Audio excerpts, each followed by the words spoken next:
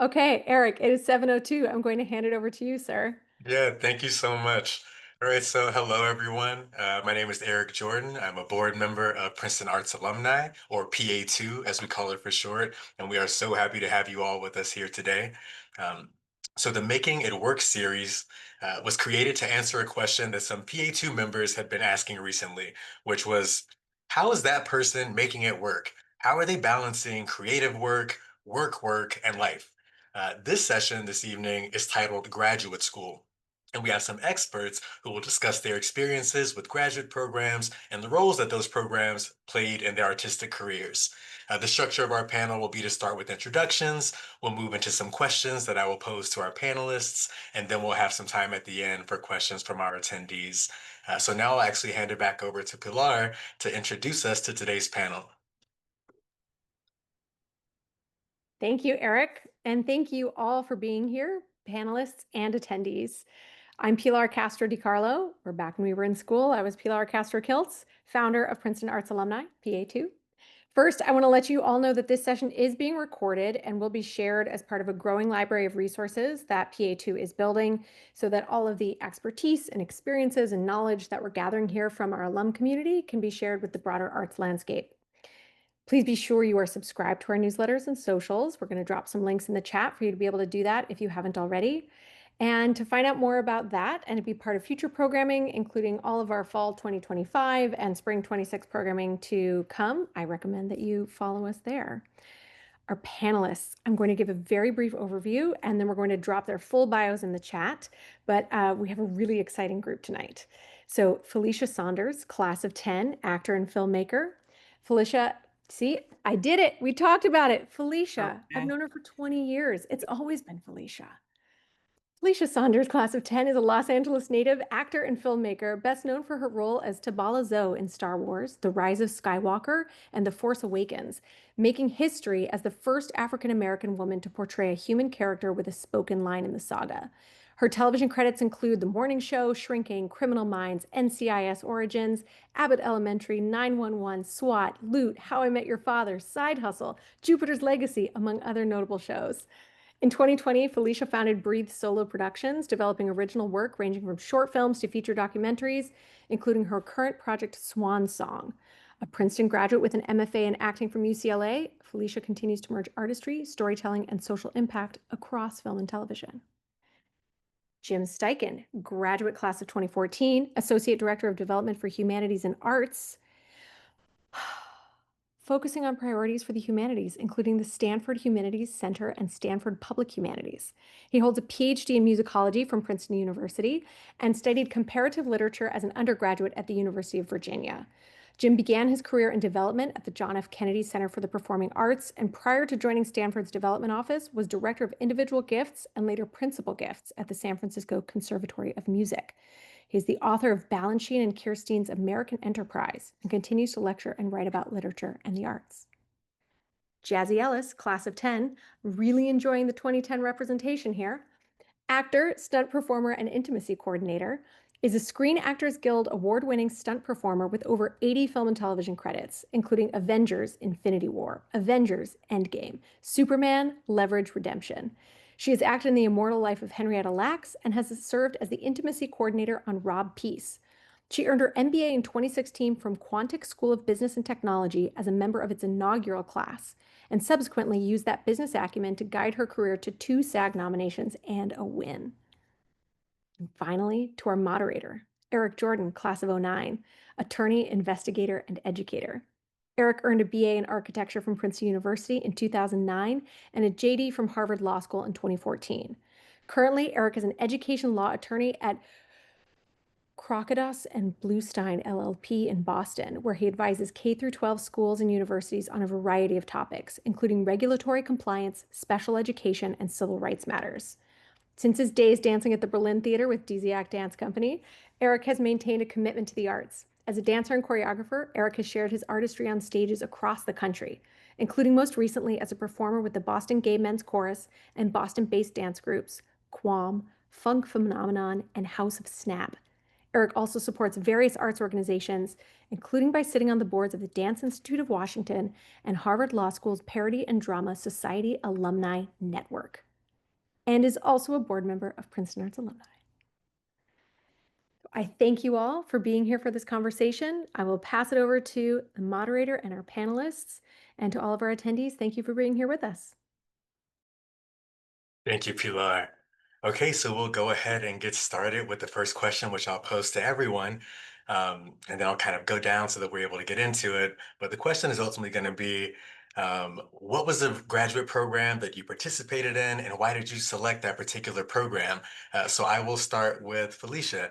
I know you got your MFA in acting from UCLA. So what can you tell us about your program and why you chose that one? Yeah, so I went to UCLA straight from undergrad. I didn't take any years off. I knew I wanted to get my MFA probably my sophomore year of college because I didn't receive a BFA and I wanted to sort of dig deeper into acting and the craft of acting. So I knew right away I wanted to get my MFA. And so I chose UCLA mainly because I'm a Los Angeles native and I was able to come back home and stay at home because graduate school is not cheap. So I was able to stay at home and commute every day to go to class. And I really loved the fact that UCLA had a film and TV department there in addition to the theater department. So it's called UCLA School of Theater, Film, and Television. And because of that sort of perk, I knew I wanted to sort of tap into it. I was able to take film classes, TV classes. I was able to get my first piece of footage for my demo reel right out of grad school. So I felt like that was a really great opportunity for me to sort of, go to that school and get that from that graduate department. So, Yeah, um, that's phenomenal. yeah. All right. Okay. So, Jim, I'll kind of pose the question to you next. I know you have had a storied career and you got your PhD in musicology from Princeton. And so, what can you tell us about your program experience and what led you to choose the program that you did? Yeah, so I did a PhD in the humanities for a reason that a lot of people do because they wanted to become a professor. And I, at the time when I set myself on the path toward a PhD, I was working at the Kennedy Center in DC and as a fundraiser and just had always wanted to pursue knowledge and writing. And I, fell into a career in fundraising the way a lot of people do, but I joke that in my late 20s had a early midlife crisis and thought that wanted to kind of explore other opportunities. And, went to the University of Chicago for a degree that then helped me get into Princeton for the musicology program. And, had an amazing experience. I turned my dissertation into a book, which was really phenomenal. And, got close to my goal. I landed here at Stanford as a lecturer for a couple of years for an arts program. But after a couple of years, decided that, a non-tenured position wasn't something I wanted to do long term. So pivoted back into my fundraising career. And I do feel like I have found a really wonderful niche where my graduate experience isn't, as directly relevant to my work on a day-to-day basis, but still feels integrated and holistic. And I also have, found ways to pursue writing, which is my one. I'm an amateur singer, but writing is my one kind of real artistic pursuit. So, it's been a good way to balance. So, It's really nice, and I'm definitely noting a little bit of the juxtaposition between kind of what Felicia shared. Like you kind of hopped around from a number of things that all are kind of interrelated, but definitely kind of distinct topics that to a certain degree. Meanwhile, Felicia had like a really clear goal about I want to be engaged in acting in some capacity, and what does that look like? Okay, so now let's see about Jazzy. Like, what can you tell us about your graduate program experience and why you chose the program that you did? So I got an MBA from Quantic School of Business and Technology when it was still known as Smartly. I'm so happy they changed their name. Um, I didn't pick it, it picked me. It was marketed as the free or the first truly free MBA. I mean, it's not accredited, but like I didn't apply for the accreditation, I applied it for the information. Before I went to this school and it was a completely mobile school. So before I started taking classes, um, my entire career was managed by my ex-husband, and I was just the talent, and I really had no business knowledge with how to do anything really. So when I got the email about this school, I was just like, oh, this is exactly what I need. And it turned out to be exactly what I needed. It really filled in the gaps with what I was missing. And I have been managing my own career for a decade now. Hey, that is phenomenal. And I didn't know, like, obviously, like, didn't know kind of the details of that story. And I think that's really, really cool. Yeah. Um, okay. And so now I think I'm going to go to Jim first for this next question. Um, but the question is, how has your graduate school experience impacted your career? Yeah, it's interesting. I will be really honest that letting go of that dream of becoming a professor was a process and took some years. But now that I'm a few years out of that kind of direct window, what I've come to appreciate is graduate school was an amazing, just like reset period of being able to explore intellectually, to develop different skills for me, research and writing. And then I think the most important thing is the way it just expanded my network. So I think like for the same reason that some people go do an MBA just to like broaden their network and get to know a new group of people. In retrospect, I think that's been one of the most powerful things that I took away from my degree, which, I couldn't have really, I kind of wish I had known going into it that that's something I should have paid more attention to instead of just reading more books. So and I think now, just that, yeah, the kind of connections I made, the knowledge I built about the world and just different people and working now in higher ed with a humanities and arts focus. Just today I was emailing donors to thank them and realized that I was emailing a professor at Barnard who wrote a biography that I had read. And so I, just put that into the email and she wrote me back immediately. Because so it's, you know, it's an interesting way to leverage your expertise that you gained that, it's not obviously the goal of a PhD to prepare you necessarily to be a fundraiser, but it's, I've found ways to integrate those experiences. Yeah, absolutely. And I mean, you highlighted like the networking piece and kind of just developing that sort of community. And that is absolutely something that a lot of people consider when they think about graduate programs. And so I'm glad that you kind of highlighted that. Let's go to Jazzy next. Um, Now, what about you? How has your graduate school experience impacted your career? So before I got the MBA, I knew the what of what to do to like make a career work, but I didn't know the why. And because I didn't Mm. know the why, I couldn't make the changes to, level up and become the kind of entertainer that I wanted to be. So like business school taught me data analysis, taught me marketing, taught me sales, taught me that I need to see myself as the product and every other aspect of the business. Um, and so I just learned how to work with that. And once I implemented all of these things, and I was working in a new market too. So pretty much everything was new. All of this knowledge was new. The market was new because I had moved from New Orleans to Atlanta at this time.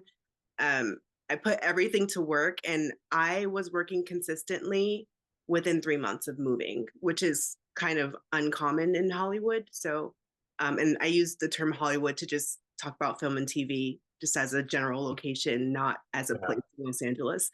But yeah, that's Okay, fantastic. I mean, here you're describing, I mean, even in your first answer, you talked about you wanted to learn more information about kind of like the holistic experience, like not just about being the talent, but also about the things that kind of fuel the talent and kind of keep things going in the background. And so it sounds like you actually were able to gain that information and that knowledge from engaging in the program, which is obviously what you would hope the goal would be, or rather what the result would be. It could certainly have been the case that that's not how that panned out. And I'm really glad that it did work out nicely. exactly. And I think everyone who I was working with at the time in Atlanta saw the new knowledge in me because everyone, the stunt community is very small. It's like 3,000 in the nation. So we all know each other. The Atlanta market, everyone saw my growth in that little bit of time. So everyone's kind of reaching out to me to ask for more help with their own businesses. And that's really how my career just kind of snowballed. Okay. Okay, and then so Felicia, taking it over to you, how has your graduate program experience impacted your career? Yeah, well, just by being in graduate school, just learning the craft of acting, over the course of the 3 years of the program, it was just acting classes, movement classes, voice classes, classical, learning classical theater, Shakespeare, learning all of the different playwrights. I feel like all of that education is important to just being an actor, not only for theater. I feel like it's critical for theater, but film and TV as well. I take all of what I learned from graduate school to all of the scenes that I'm preparing, auditions that I'm preparing, or if I'm doing a play. I still do theater to this day, even though I didn't have that in my credits. It's really important to me to just stay being an informed actor. While I was at UCLA, also, I got to experience programs abroad. I was able to go to Oxford and study Shakespeare and classical acting. And I feel like nowadays, it's still within me, all of those classes I took, all those plays I did.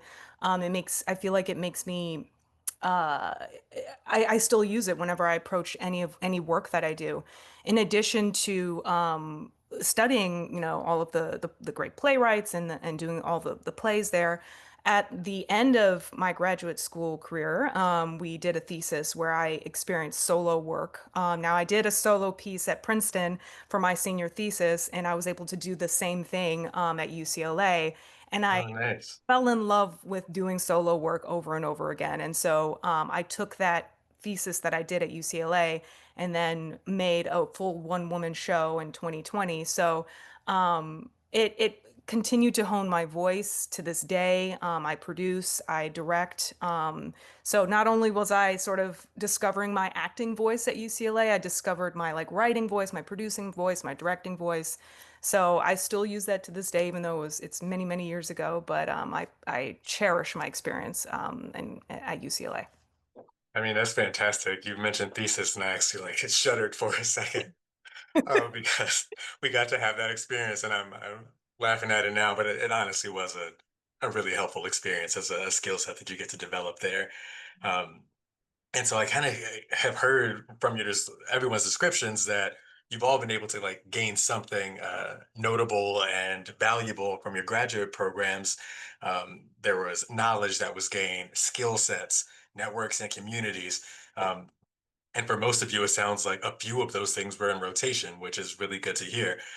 Gaining those knowledge and skills, and then Jazzy also then being able to like demonstrate that for others, like in the community who then might be able to access her skills or reach out to her with questions that they may have. Um, that's something really really impressive to be able to do, to get that information and then be able to share it, or to utilize it, or to have your own business and to be able to profit from that sort of thing. And so the next question I wanted to ask um, is whether or not your experience in graduate school changed your vision or your goals for your career. And if so, in what way? And so, Felicia, if we could start with you for that one.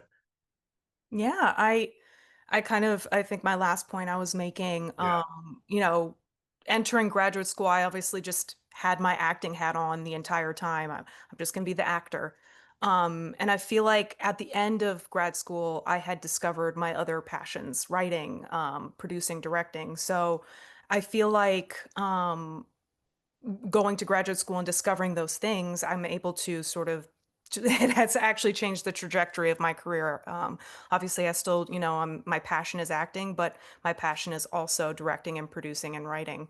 Um, yeah.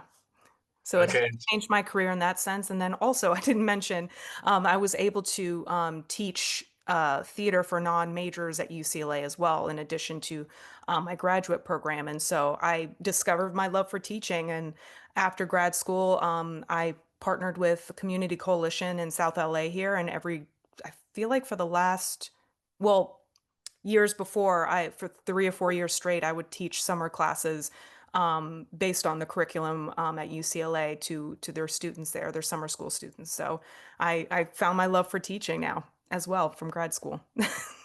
Okay, so we have a couple of educators in our midst. Okay, so Jim, I think that's actually probably a pretty good segue. I'll kind of go over to you, but um, did your experience in your graduate program ultimately kind of change your vision or your goals for your career? And again, if so, in what way? Yeah, absolutely. I think the way I've now come to think about my, working and then my education and now back in full-time work, I wanted to do a PhD and get into academia in part because I was that rare person who wanted to become a professor so I could eventually be in the dean's office. And now, in my job, I have a weekly meeting with the dean and I staff her and, help with those initiatives. And so I think that, on paper, I have a very zigzag trajectory where, I don't have a kind of linear, like one thing that I was always going towards.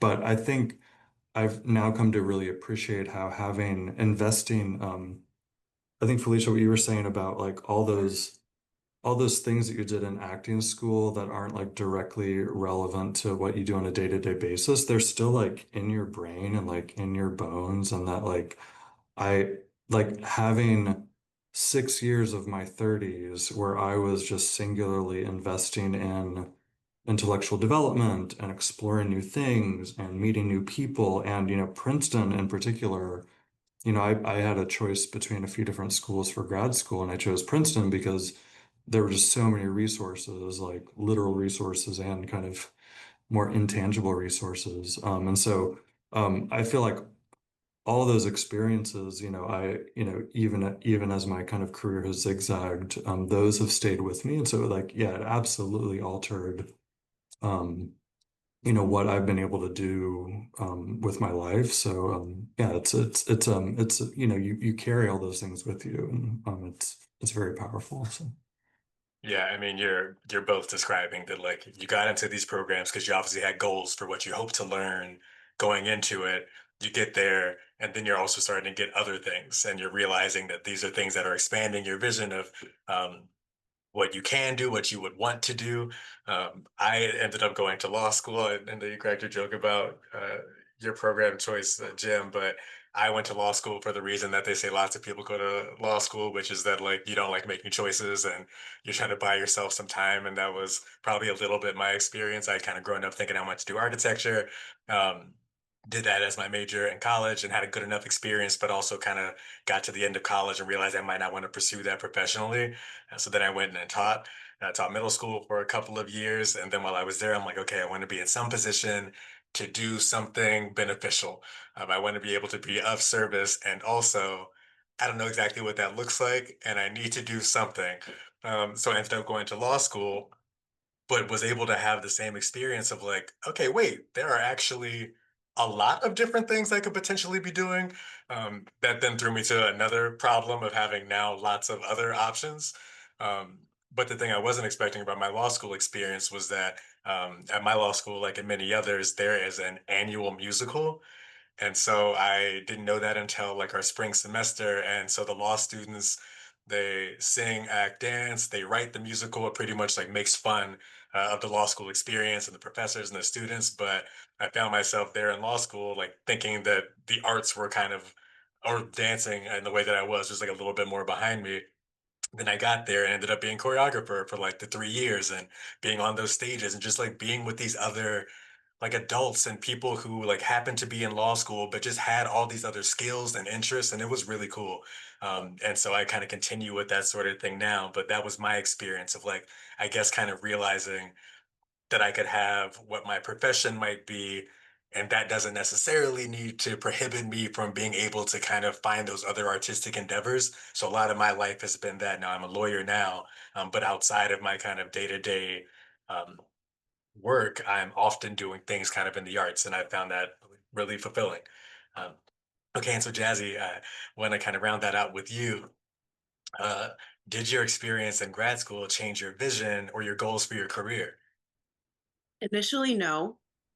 Um, because when I took the classes, I was just in my trailer. Like I was at work while I was taking the classes. So I was just like singularly focused on getting all the info I needed to make my career better, like what I was in.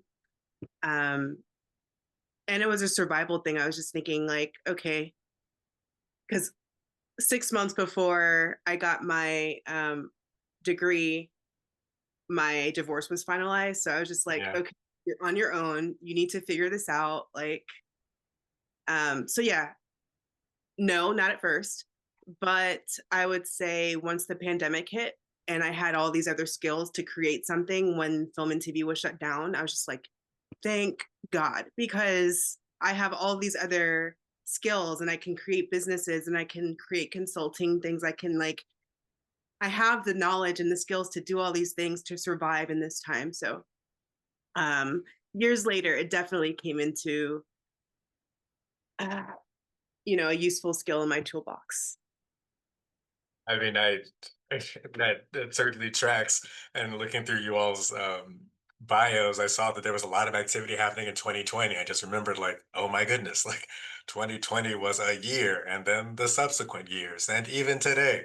But that was a particularly challenging time, and I'm sure that like to have the ability to be able to just like tap into other streams of income as needed, or just other like ways to express yourself or interact with others. Like I'm sure that that gave you a certain amount of comfort to not have all of your eggs in one basket. Um, okay, so another question I have, and now this is a little bit more random. I'm just kind of interested in it, but I'm curious about like a project or assignment you had kind of back in your graduate program that you might be like most proud of. Like if there's one thing you did where it was like, oh my goodness, when I think about that time, this is the thing that I did that I really enjoyed, or um, even an experience that you may have had with a professor or a coworker to the extent that like that was a thing that really stuck with you. I'm curious if there was something that you kind of walked away from the experience from and you were like particularly proud of that. Jim, let's start with you this time. Yeah, it's hard to say. A couple things. I did coming into a PhD, having worked as an arts administrator um, for 5 years before, I really leaned into being my own little impresario on campus at Princeton because, you can, if, you want to bring a speaker, you can find three departments and cobble the money together. And, New York is so close, you can bring people down.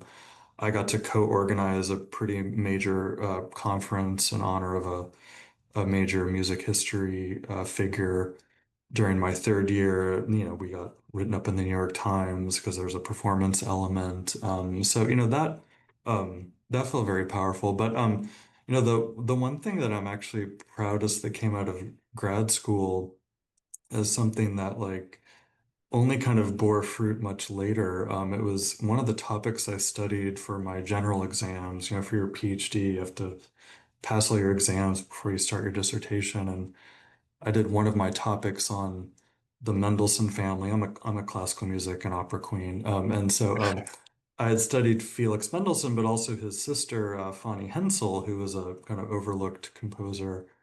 And so I knew a lot about her music. And after we moved to the Bay Area, I joined a very high level church choir where we were living and had a very serious music director and who was an amazing organist. And one day after rehearsal, I asked Susan, like, "Well, have you ever played Fanny Hensel's music? She has all this organ music." And she's like, "Oh, I've never heard of it." And got some scores out of the library. And um, little did I know that would kind of set her on a course of a kind of 10-year exploration of Fanny Hensel's music. And now that, she's sort of helped usher in more attention to women composers in, the classical music era. So, yeah, I am proud of some of the things that I did like while I was there, but it's some of those things that I learned that then have kind of borne fruit after that I'm actually even prouder of in some ways.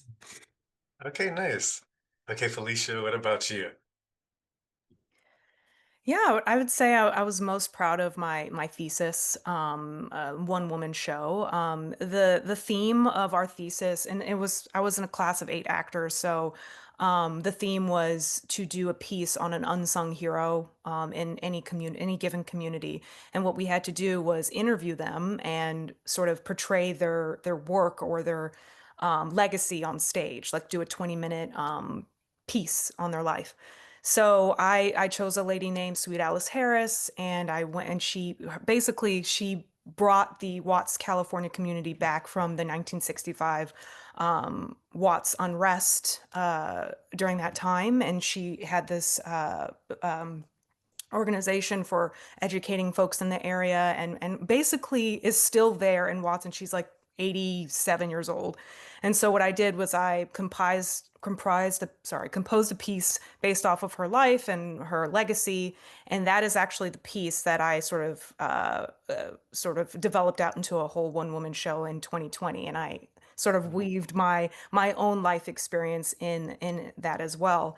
So I'm most proud of that because it was the first time I had sort of written something or created something from scratch. I was very much inspired by Anna Devere Smith when I did Fires in the Mirror for my solo project at Princeton. And so just doing documentary theater, comprising something from sort of nothing and scratch is sort of like my bread and butter as an actor. And so I was very, very, very proud of the work that I did for my thesis. And also I worked in sort of in tandem with my other actor cohorts in that class as we put together sort of the final project at the end of the day.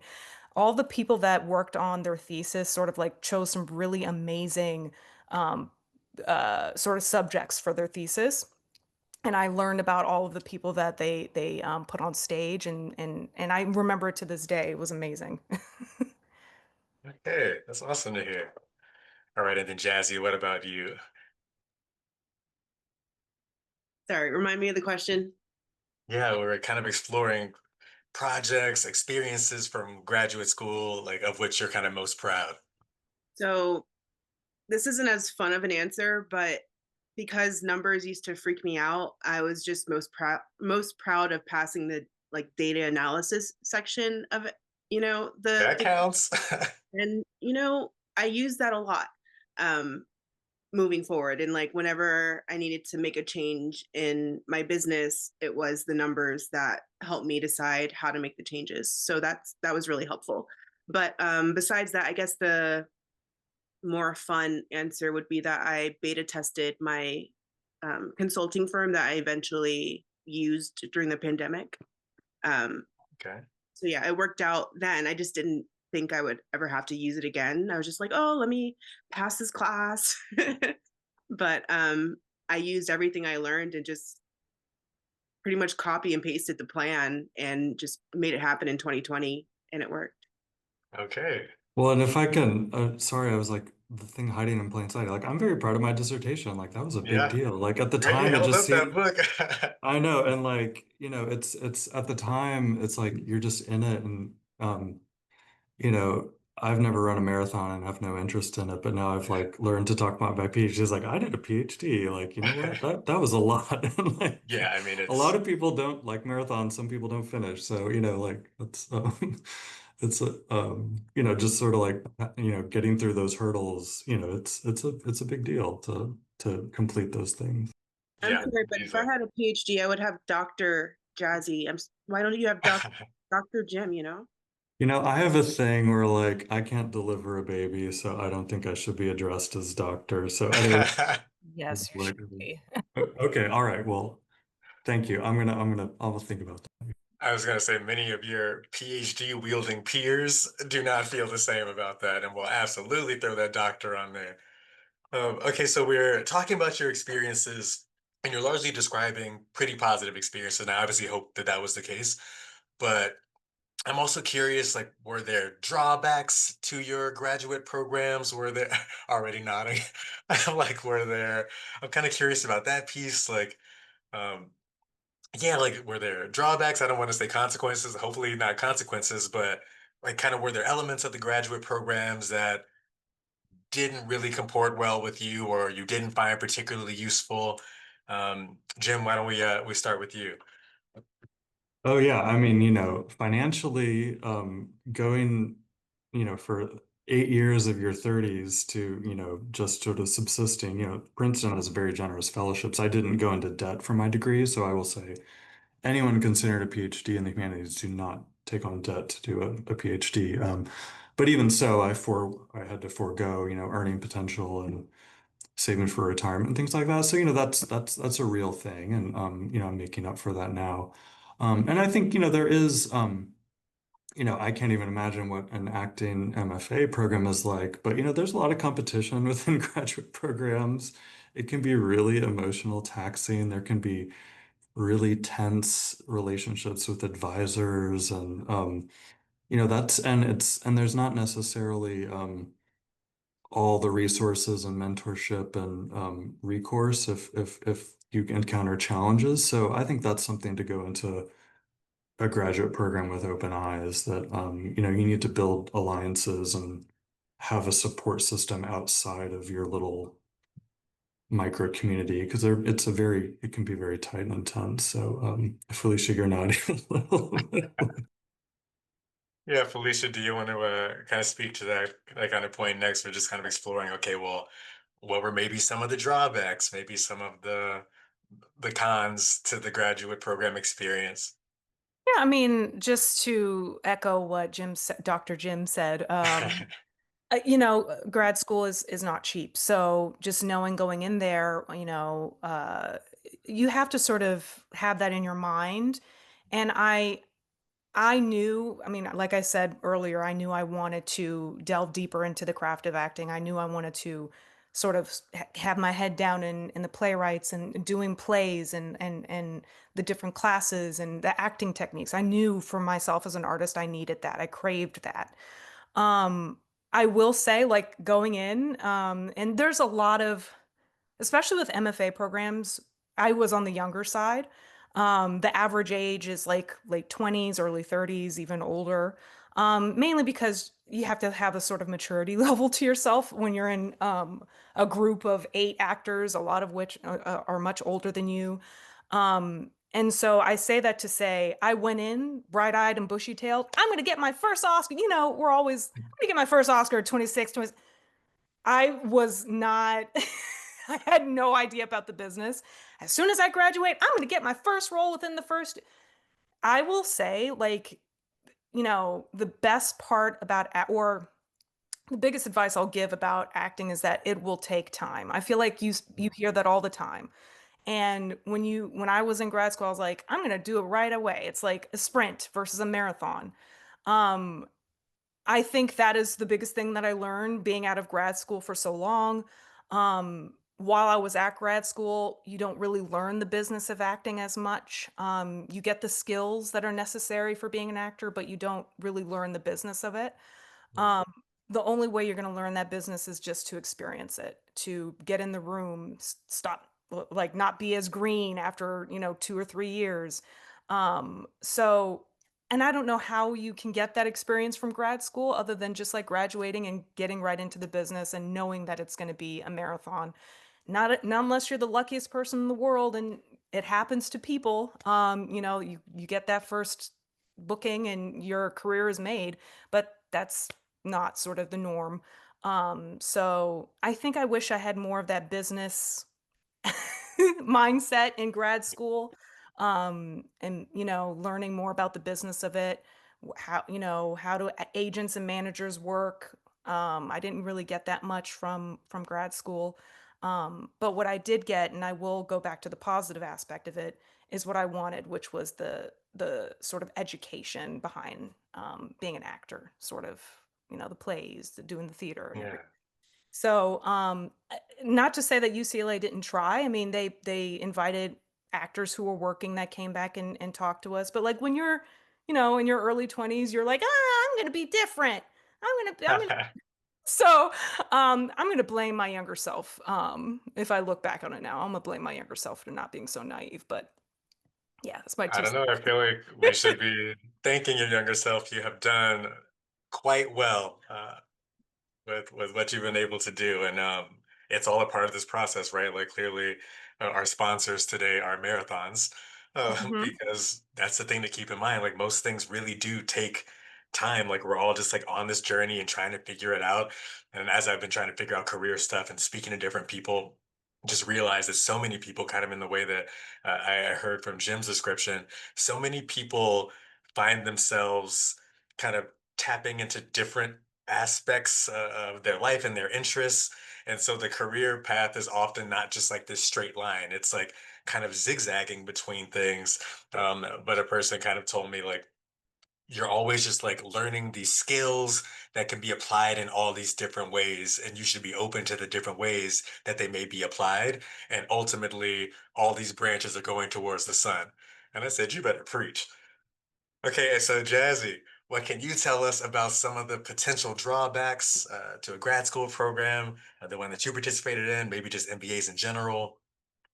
So I said this at the beginning about Quantic's program is that it's not accredited. So talking about it, like, yeah, I did the work to earn an MBA, but like, was it, does it stand up to Harvard Business School? Maybe not anymore. But the first year, my class, the inaugural class, it was a 7% acceptance rate. And this is what I have to say because it's not accredited, right? I have to remember the stats of my first year to stand for something. So it's like 7% acceptance rate, and 85% of my class was from the top 20 schools. And it's like that's, yeah, these are big stats, right? But Yeah. when I'm applying to different jobs, because sometimes I take breaks from film, not voluntary, but there was a strike and the pandemic, whatever. But when I'm applying to actual jobs, like I call it, some jobs take my MBA seriously, some don't. Like I was an interim general manager of a Kid Strong gym. They took it very seriously. I did the work. I did a great job. Got their numbers up. But maybe a bigger firm might not take it so seriously. And it's a good thing that that's not like my goal. Like my goal is to be an entertainer. So um, it works out. But if my goal was to network with people from the name of my business school, that's not going to happen with Quantic.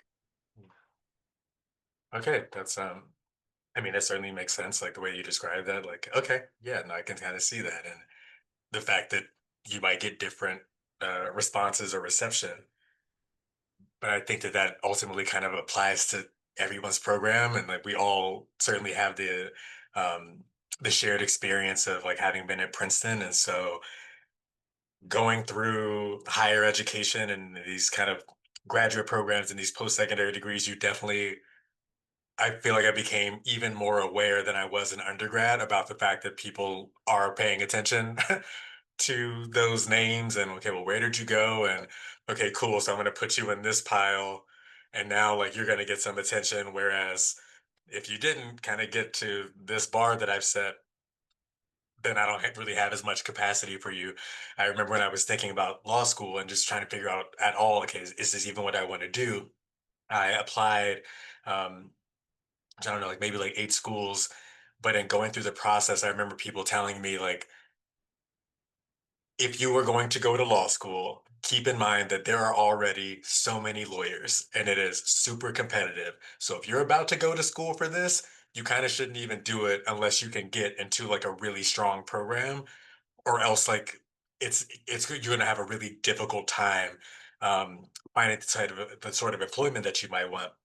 And that was a really legitimate thing to consider, right? Like you want to think about where you're going to be living, how financially stable you're going to be, kind of like to Jim's point, like these programs are expensive. Like, are you going to be comfortable with that? But also like what's your earning potential going to be afterwards? Like, are you going to really be able to do something from your program? But I really liked what you mentioned, Jazzy, this idea about like what your goals are.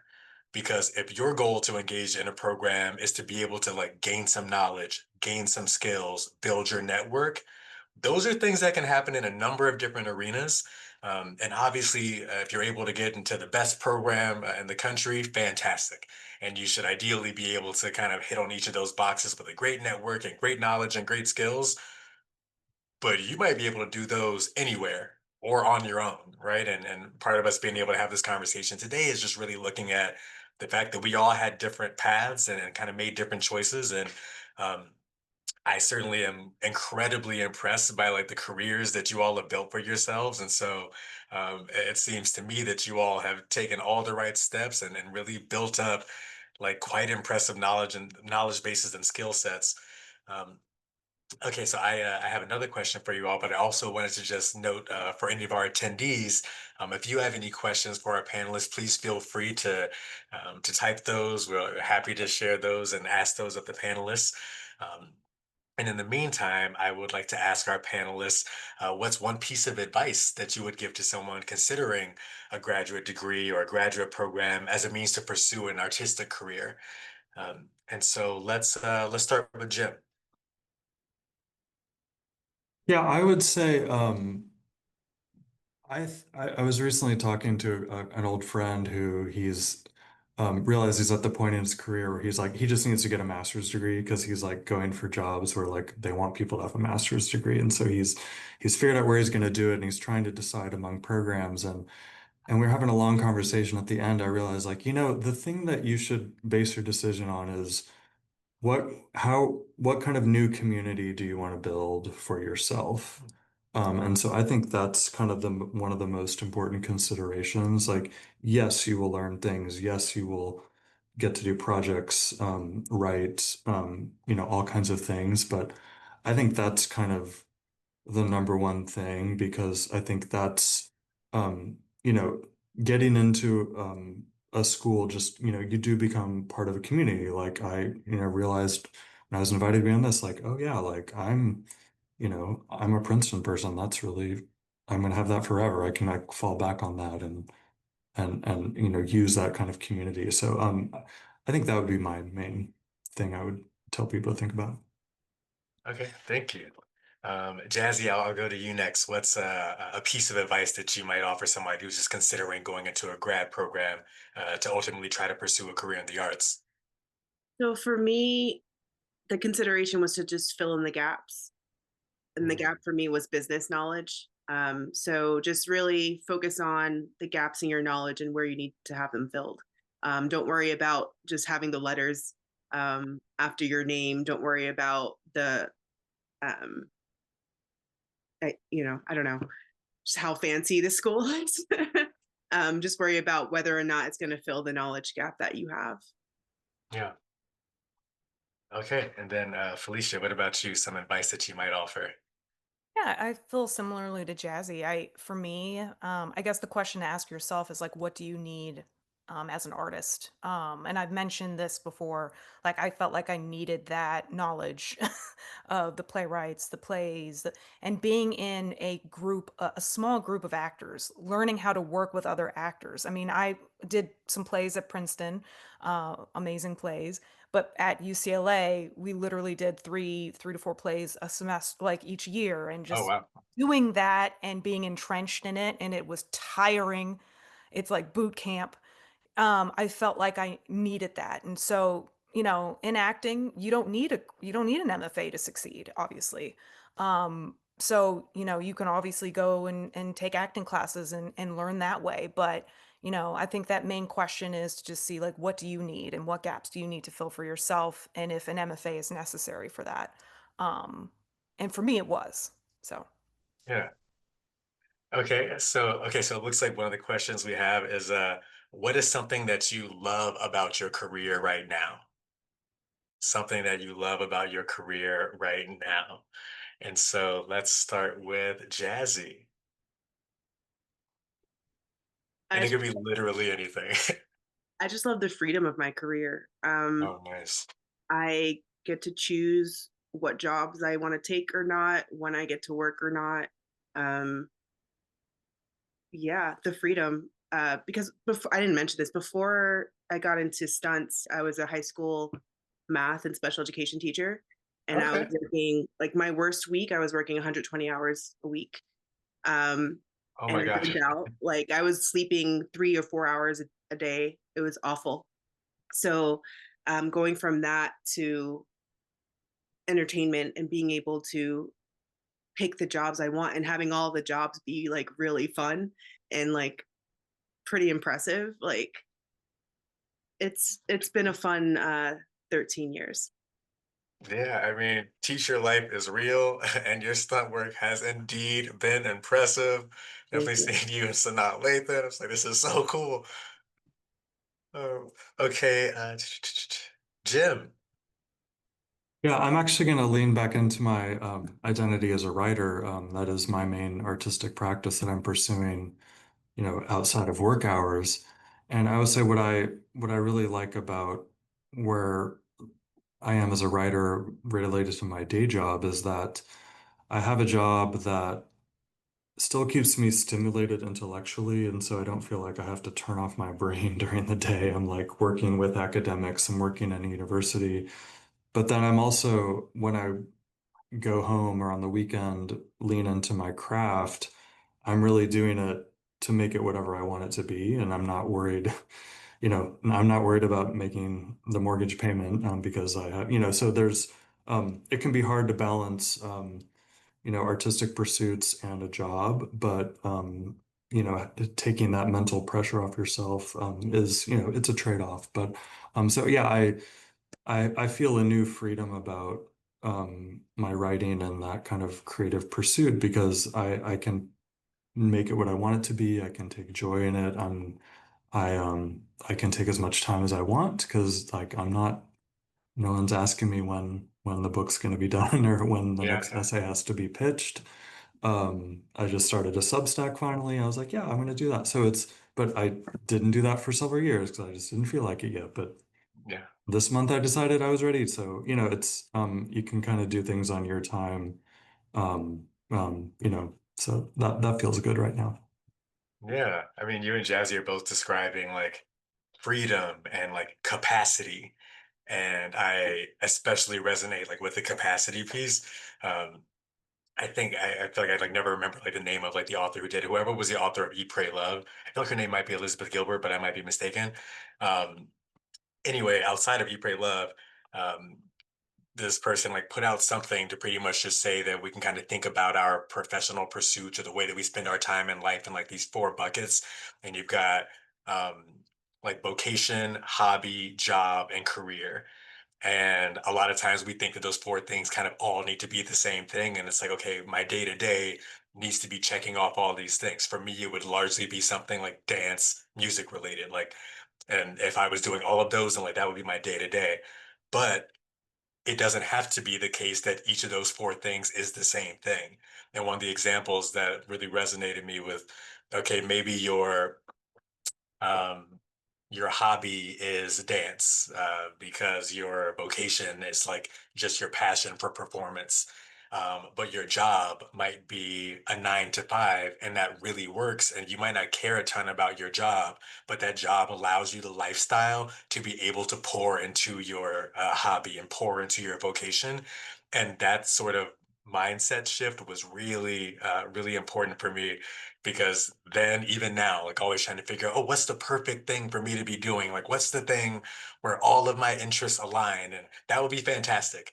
And also you can find a lot of joy and satisfaction and freedom if you allow some of those things to be like, okay, let me make sure that like I'm pouring into my let me allow myself the capacity to really be able to pour into this vocation or into this hobby because I'm being mindful about this job just being a job. Um, but anyway, like kind of those four pieces actually like, has really influenced a lot of my thinking in terms of like how I consider like work and what I'm going to do with my time.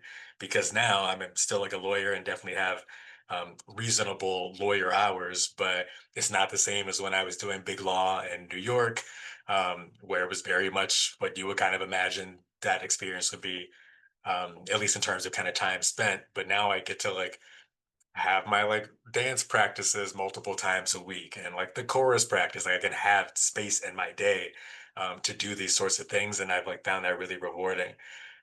Okay, so Felicia, you might be the one to wrap us up, but I'm just curious, something that you love about your career now.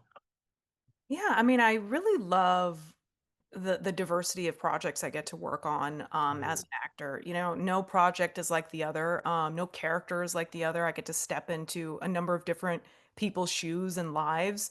Um, I, I I love reflecting. Every time I update my demo reel, I remember I mentioned my demo reel being like that one scene I got from UCLA, and now I have like over 4 minutes of footage to on my comedy and theatrical. So it's like looking back and seeing how many projects, and I know Jazzy, you too, you've worked on so many projects as an actor. It's like really fun to look back and see how many projects you've worked on, how many characters you've done. I booked something recently where I played an Olympic swimmer. I was a swimmer my entire life as a, growing up in LA, and to get to play an Olympic swimmer and also be an actor, it was like a weird, like Yeah, chaotic like like, moment emerging. where it came together. And I love those moments where it's like Felicia and then also Felicia the actor. And so I'm so proud of where I've sort of started in this industry and where I'm continuing to go. And so yeah, that's what I love so much, and just seeing like the number of different I still love auditioning and doing theater too. That's one thing that I didn't love at first, was auditioning, and now I love to audition. And so once you love auditioning, they know that you're not desperate for the role, and that, you're more likely to book the job. So I feel comfortable now as an actor, and where I am today. So I'm really excited about that. That's fantastic. I'm really glad that you shared that. And yeah, I mean, like you've done like phenomenal work. I like fully remember like seeing you on Abbott Elementary and being like, "Ooh, wait, what's happening right now?" And that happens every once in a while because like we all have friends who are like doing different sorts of arts, and so there were other friends of ours from Princeton. And every once in a while, just like see them in something and just be like, just so proud and happy, and you know that they've like worked for this thing, and it's just like beautiful to see it come together. But clearly it's the case that these things didn't just come together, right? You all were intentional and thoughtful, you're skilled and intelligent. And so all of that has gone into you kind of building these careers. And it's been incredibly impressive to hear you all share your stories today. And I think with that, we are going to kind of conclude this webinar. I thank the panelists for your time and for sharing your experiences. Thank you so much for the attendees um, for your interest and for your participation. And yeah, I hope that everyone has a wonderful rest of the evening, and that you guys, go for your dreams, like if that's going to a graduate program or not. But be empowered to kind of go after what you want. And don't forget that it can totally be the case that your job isn't the end all be all of your artistic pursuits. Like, see what you can do outside of that, like as your life allows. But I think what we've been able to learn from these panelists is that there are lots of ways to find yourself engaged in artistic pursuits. And so, best of luck to all of you.